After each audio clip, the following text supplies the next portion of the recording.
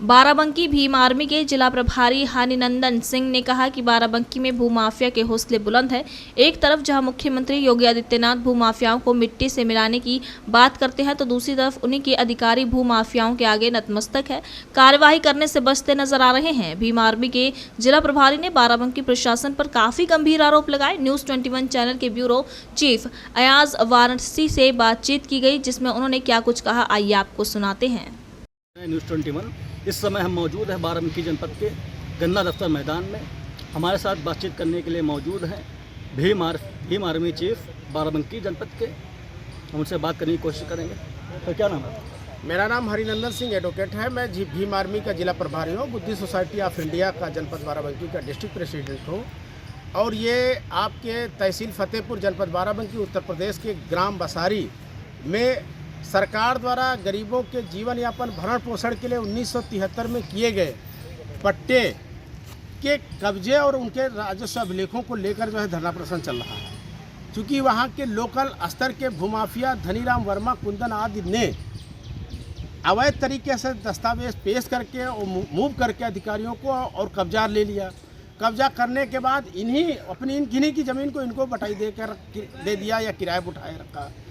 ये 96 में एक बार जो है इन लोगों ने धरना प्रदर्शन किया था। ज़मीन खाली हुई थी और ज़मीन खाली होने के बाद जो 69 पट्टे थे, इनके अलावा शेष 83 पट्टे सरकार ने और नए दिए थे, उनको कब्जा दिया था। इनके कब्जे को लेकर फिर विवाद कर दिया और इनको कब्जे से वंचित कर दिया और वो लड़ाई फर्जी लड़ते रहे, वो आज तक लड़ते रहे। और वो जो है 8,000 रुपया पर ईयर किराए पर ज़मीन उठाकर करोड़ों रुपया की फसल पर ईयर कमाते रहे और उसी पैसे से राजनीतिक पहुंच वालों को, अधिकारियों को खरीदते रहे। इनकी कोई सुनने वाला नहीं रहा। ये भीम आर्मी के पास दिसंबर के महीने में आए। प्रथम चरण में हम लोग साधारण रूप से ज्ञापन दिया।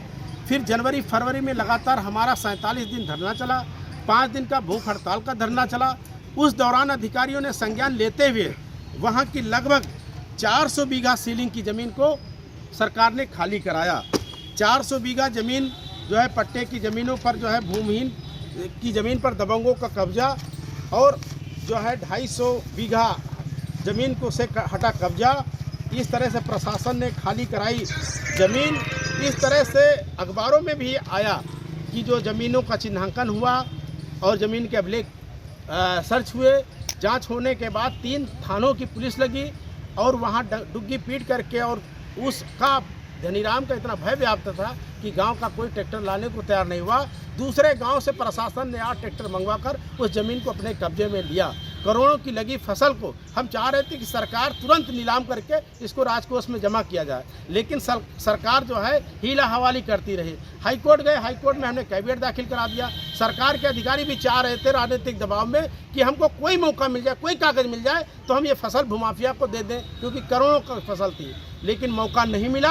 आखिरी में जब वहाँ से कैविएट खारिज हुई, वहाँ से मुकदमा खारिज हुआ, नीलाम होना पड़ा, लेकिन वो समय गुजर चुका था। तो करोड़ों रुपए की फसल भूमाफियाओं से मिलकर के 25 लाख रुपए में बेची। 75 लाख रुपए का नुकसान ये जो है अधिकारियों की हिला हवाली की वजह से सरकार का हुआ।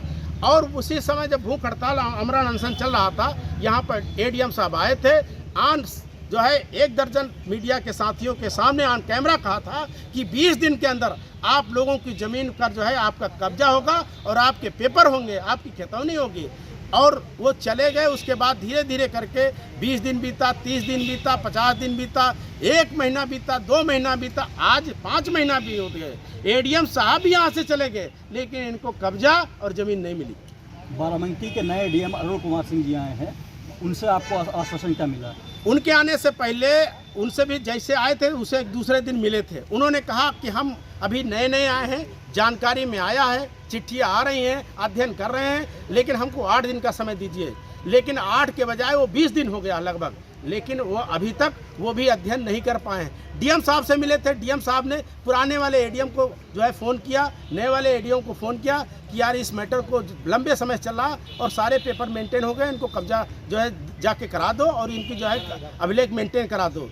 तो चूँकि पुराने एडीएम को पूरी जानकारी थी, इसलिए उन्होंने उनको भी फ़ोन किया था और इनको भी फ़ोन किया था। तो अधिकारी जिस दिन इच्छा शक्ति हो जाएगी, अब हमारे लगभग जो चकबंदी के दौरान आकलन हो गया है, चक बन गए हैं, लिस्ट बन गई है और जिस दिन उसकी इच्छा शक्ति होगी, ये 12 घंटे का काम है कि 1 घंटे में एंट्री हो जाएगी और हमारा कब्जा मिल जाएगा। आज आप धरना दे रहे हैं, प्रशासन की तरफ से कोई भी सक्षम अधिकारी आया आपसे मिलने? प्रशासन की तरफ से कोई भी सक्षम अधिकारी नहीं आया और 1-2 दिन तो वो सोचते हैं कि बैठें देखें, थोड़ा तपें भूखे हों, कम संख्या हो जाए, भाग जाएं, ये पहले करते हैं, फिर डराएंगे धमकाएंगे। प्रशासन की तरफ से ये हमने एक चिट्ठी नहीं, ये हमने 13 चिट्ठियाँ भेजी हैं। ये यहाँ से शुरू करते हैं कि महामहिम राष्ट्रपति द्रौपदी मुर्मू को भेजा है हमने राष्ट्रपति द्वारा।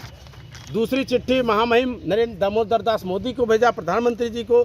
तीसरी चिट्ठी राष्ट्रीय अध्यक्ष अनुसूचित जाति आयोग मंजू बाला को भेजा है। चौथी चिट्ठी राज्यपाल महामहिम राज्यपाल को भेजा है।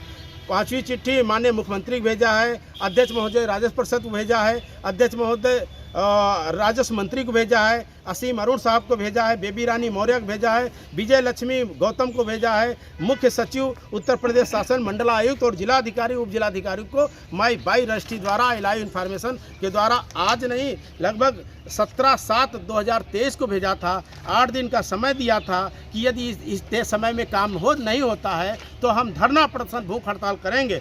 और ये हमारा अल्टीमेटम ये पहले से इंगित है कि 27/7/2023 शाम 5 बजे तक मांगे पूरी न होने पर गन्ना दफ्तर से माननीय मुख्यमंत्री कार्यालय 5 कालीदास को पहुंचकर न्याय की गुहार करेंगे। तो 3 दिन का समय ये प्रशासन को है। अगर ये 24 घंटे का काम है, अगर 3 दिन में पूरा नहीं करते तो हजारों की संख्या में यहाँ से भीड़ लखनऊ को कूच करेगी और माननीय मुख्यमंत्री योगी आदित्यनाथ से पूछेगी कि आपका फरमान गरीबों के साथ न्याय का है तो भूमाफियों के साथ आपका प्रशासन क्यों खड़ा है? क्यों उनके ऊपर 4 करोड़ 44 लाख का जुर्माना लगाया गया? क्यों नहीं वसूला गया? समय से फसल नीलाम क्यों नहीं की गई? उनके खिलाफ उनको जेल में क्यों नहीं भेजा गया? इसका जवाब मुख्यमंत्री योगी आदित्यनाथ को देना पड़ेगा। उनका जो विधायक सरपरस्ती कर रहा है, उनके जो सरकारी कामला अधिकारी सरपरस्ती कर रहे हैं, उनका भी अगर काम नहीं किया तो जो है जूतों की माला पहनाकर उनको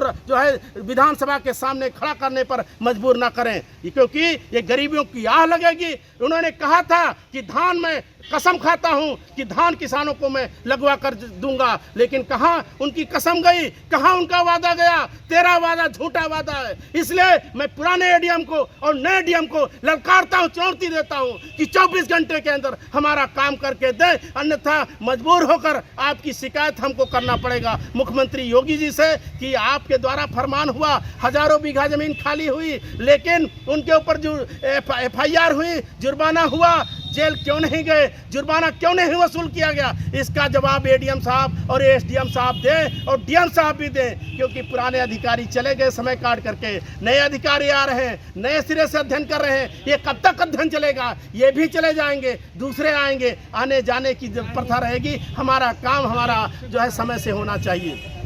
तो ये थे हमारे साथ भीम आर्मी के जिला प्रभारी चंदन सिंह गौतम जी, जो तमाम अधिकारियों को, एडीएम को सवालों के घेरे में खड़ा कर रहे हैं और विधायक भी हैं संबंधित, उनको भी सवालों के घेरे में खड़ा कर रहे हैं। अब ये सुनवाई इनकी कब होगी? इन्होंने मुख्यमंत्री योगी आदित्यनाथ से गुहार लगाई, तमाम जो है मंत्री, राष्ट्रपति और जो है तमाम आला अधिकारियों से कार्रवाई की गुहार लगाई है। अब देखने वाली बात ये होगी कि कार्रवाई क्या होती है।